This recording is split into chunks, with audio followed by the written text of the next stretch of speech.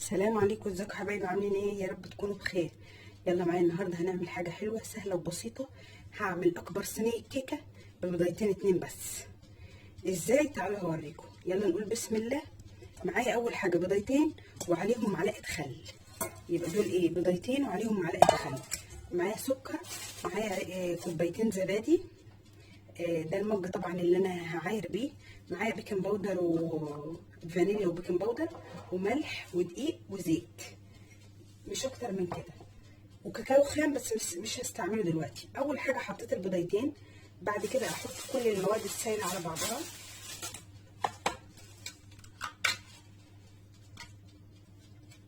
افضي كوبايتين الزبادي، اجيب معلقه، معلش، ودي فضيت كوبايتين الزبادي وحطيت نص كوبايه لبن كانت عندي. احط كوبايه سكر براحتك طبعا، عايزه كوبايه كبيره كوبايه صغيره. اهو مج سكر. انا هحط بس في الحاجه اللي انا هعاير بيها. ذره ملح لا يعني لا تذكر، وبرده ذره فانيليا عشان زفرة البيض. يبقى حطيت اول حاجه بيضتين ومعلقه خل كبيره. ما تقلقوش الخل ما بيبانش في الحاجه. اشيل المعلقه. افضي طبعا كوبايه زيت. يبقى كوبايه اللبن والزبادي كوبايه بده، بالكوبايه اللي انا هعاير بيها. يبقى كوبايه لبن، كوبايه زبادي ولبن على بعض. او لو عندك رايب، انا اللبن كان عامل رايب فانا حطيته عليهم، يعني يعتبر زي الزبادي مش زبادي. يبقى حطيت كوبايه سكر وكوبايه زبادي وكوبايه زيت. عايزه تحطي زبادي خالص كده من غير زيت برضه ده. اقلب كويس جدا. وده حبايبي بصوا هيكون كويس لغايه ما تلاقيه كله كده كل الجانب مع بعضه. بعد كده هندخل الدقيق. هحط كوبايه ونص دقيق بالكوبايه اللي انا كنت هعاير بيها الزيت والزبادي والحاجه. ولو احتجت دقيق تاني هبقى احط، هنخلهم وارجع لكم. ودي حبايبي الكوبايه ونص دي انا دخلتهم وحطيت عليهم البيكنج باودر.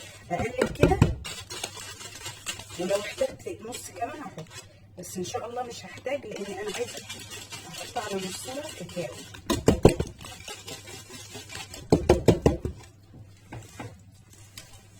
حاولي تلمي الجناب كده.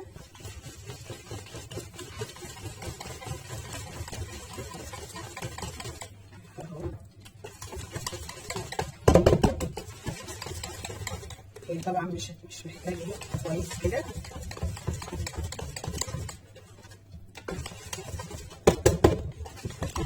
يبقى المج اللي اتعايري بيه مج واحد.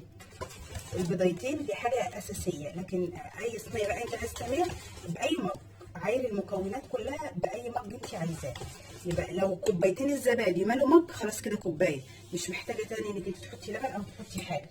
لو ما مالوش لا لازم تكمليها. كوبايه السكر برضو دي معروفه، كوبايه الزيت بنفس الكوبايه، كله بكوبايه واحده.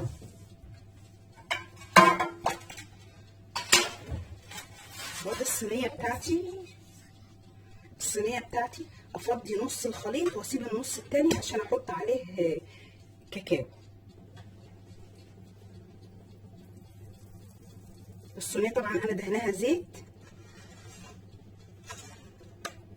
اخلي دول عشان احط عليهم كاكاو.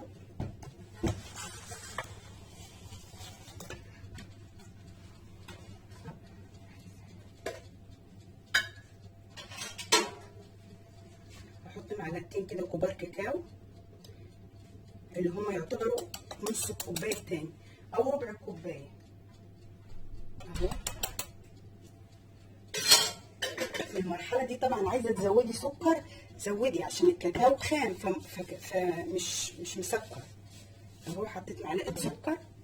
مش عايزه تزوديها وبتحبي الحاجه ممرره خلاص عادي براحتك.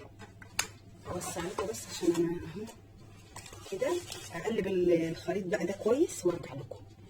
ودي حبايبي اهو بصوا بعد ما قلبتها كويس زودت طبعا عليهم شويه لبن، قد ربع كوبايه لبن كده عشان الكاكاو، لكن لو مش هتحطي كاكاو ما تزوديش. ادي الصينيه بتاعتي بكب عليها الخليط.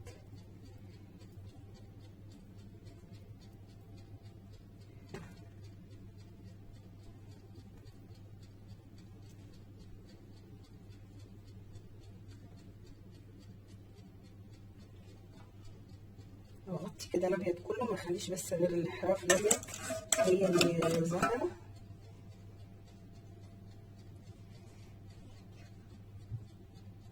عشان لما تستوي اعرف ان هي استوت.